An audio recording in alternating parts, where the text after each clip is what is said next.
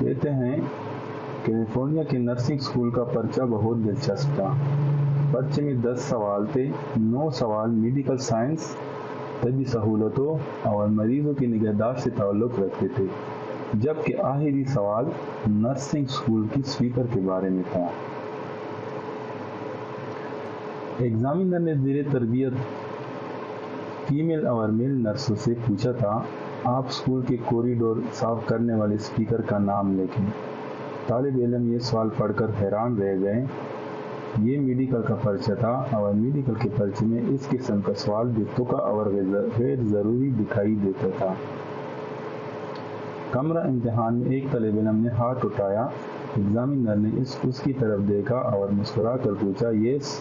طالب علم نے پوچھا، کیا آخری سوال کے نمبر دوسرے سوالوں کے برابر ہے؟ ایگزامینر نے ہاں میں سر ہلایا اور پرجوش لہجے میں جواب دیا، 100%۔ طالب علم مزید حیران رہ گئے۔ یہ نوجوان جو 10ویں سوال کی طرف بڑھ رہے تھے، انہیں اسی قدر بے چینی محسوس ہو رہی تھی۔ یہ 4 سال سے اس اسکول میں پڑھ رہے تھے۔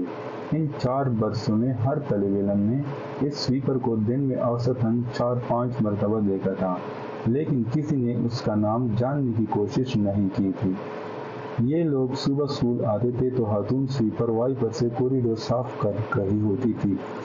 یہ لوگ کلاس روم سے لیبارٹری آتے تھے تو یہ خاتون کو اسی لیبارٹری کے شیشے صاف کرتے دکھائی دیتے تھے۔ دوپہر کی لنچ بریک کے دوران یہ خاتون اسکول کا لان صاف کرتے دکھائی دیتی تھی، اور دوپہر کو جب طالب علم ہاسٹل کی طرف روانہ ہوتے تو یہ ڈسٹ بین کی صفائی میں مصروف ہوتی تھی۔ آندھی ہو، طوفان ہو، بارش ہو، گرمی ہو یا پھر سردی، ان طالب علموں نے اس خاتون کو ہمیشہ کیمپس میں کام کرتے دیکھا، لیکن کوئی طالب علم کبھی اس خاتون کے پاس نہیں روکا۔ کسی نے اس سے ہاتھ نہیں ملایا اور کسی نے اس کا نام جاننے کا تکلیف نہیں کیا۔ یہ رویہ صرف اس خاتون سویپر تک محدود نہیں، ہم سب لوگ اسی مائنڈ سیٹ کے مالک ہیں۔ ہم کبھی اپنے سے کم تر سٹیٹس کے لوگوں کا نام اور حال معلوم کرنے کی کوشش نہیں کرتے۔ ہمیں اپنے افسروں اور مالکان کے آنے سے پہلے ان کے نام، ان کے والدین کے نام، ان کے بچوں کے نام، حتیٰ کہ ان کے عزیزوں، رشتہ داروں اور دوستوں تک کے نام معلوم ہوتے ہیں، لیکن جب ہماری توجہ ماتحتوں کی طرف شفٹ ہوتی ہے تو ہم ان کے درجنوں اور سٹیٹس کے مطابق ان کے ناموں سے تعلق ہوتے چلے جاتے ہیں۔ ڈائریکٹر کے لیے ڈپٹی اور اسسٹنٹ ڈائریکٹر محض اسسٹنٹ ڈائریکٹر اور ڈپٹی ڈائریکٹر ہوتا ہے۔ ان افسروں کے لیے سیکشن افسر، اسسٹنٹ اور اسٹینوگرافر ناقابل توجہ ہو جاتے ہیں، اور یہ ان کا نام معلوم کرنا یا ان کا نام یاد رکھنا مناسب نہیں سمجھتے۔ پیچھے رہ جاتے ہیں کلرک، چپراسی، چوکیدار اور سویپر۔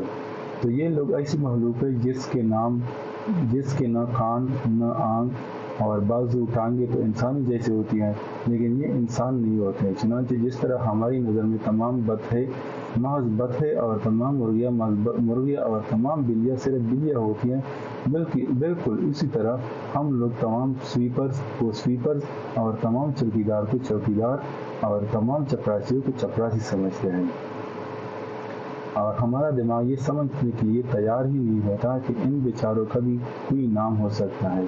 شاید یہی وجہ ہے کہ ہم لوگ کبھی ان کا نام جاننے یا ان کا نام یاد رکھنے کی کوشش نہیں کرتے۔ ہم اپنی یادداشت کو صرف بلائی طبقوں پر استعمال کرتے ہیں۔ ان طالب علم کے ساتھ بھی یہ ہوا۔ یہ اس سویپر کو روز دیکھتے تھے، لیکن ان میں سے کسی نے اس کا نام پوچھنے کی زحمت گوارا نہیں کی، یہاں تک کہ امتحان کا دن آ گیا۔ امتحان کے وقت بھی وہ خاتون سویپر معمول کے مطابق عمارت کے شیشے صاف کر رہی تھی، لیکن اس دن طالب علم پرچے سے نظریں اٹھا کر اس کی طرف دیکھ رہے تھے، اور اس دن ان نوجوانوں کو پہلی بار معلوم ہوا خاتون سویپر کی بال مندی رنگ کے ہے، وہ ذرا سی فردی ہے، مائل ہے، اور اس کی ایک آنکھ دوسری آنکھ سے چھوٹی ہے۔ پوری کلاس میں سے صرف فلپ کو اس کا نام معلوم تھا۔ فلپ نے سویپر کا نام لکھا اور پرچہ ممتحن کو دے کر باہر آ گیا۔ اس نے سویپر سے ہاتھ ملایا، جھک کر اس کا شکریہ ادا کیا اور عمارت سے نکل گیا۔ خاتون سویپر بڑی دیر تک اپنا ہاتھ دیکھتی رہی، کیونکہ کالج کی ہسٹری میں پہلی بار کسی طالب علم نے اس کے ساتھ ہاتھ ملایا تھا۔